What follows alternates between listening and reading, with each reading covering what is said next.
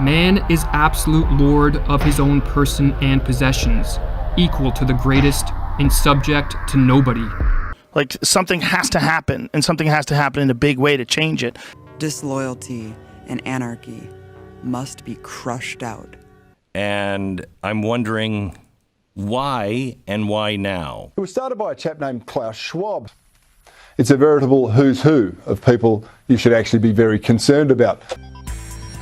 When we finally stop fighting against each other, we will gain enough perspective to see the real issue here.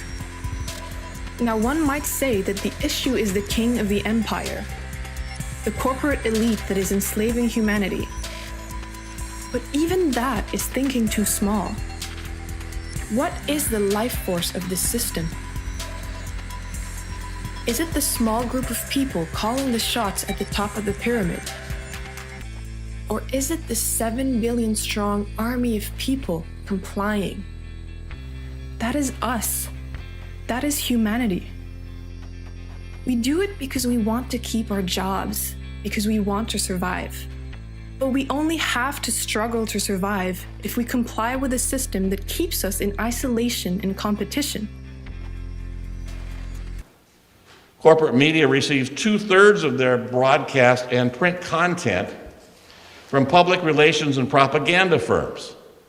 It's not like all the news people are out there gathering news. They'll go cover the local wreck or what's happening at the jail. But when it comes to international policy issues, it's coming out of public relation firms, meaning that nearly all content for global capital media today is a prepackaged managed news, opinion, or entertainment.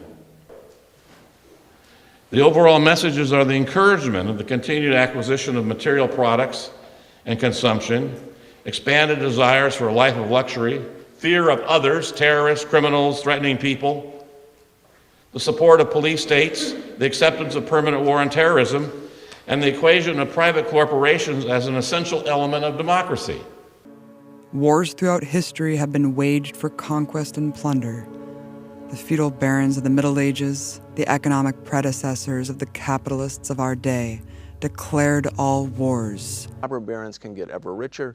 We want ours. And that was the beginning both of the union movement and the beginning of socialist movements, socialist newspapers, and socialist parties in the United States. It goes through up until the 2000s. We have the dot-com bubble. The dot-com bubble is replaced by a beautiful bubble about housing. Everyone deserves a house and the American dream. Mm-hmm. But of course, it's financed by nonsense.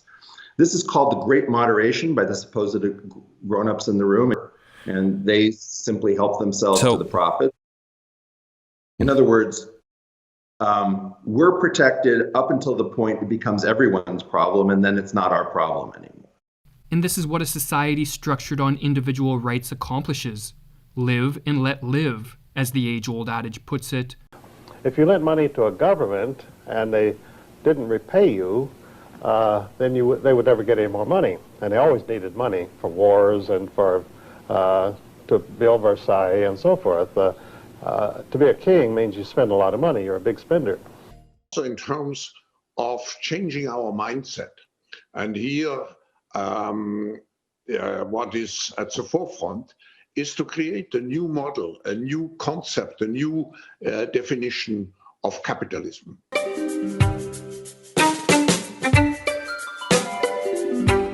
Go out and look for yourself, and you'll see, you'll see what makes sense and what doesn't.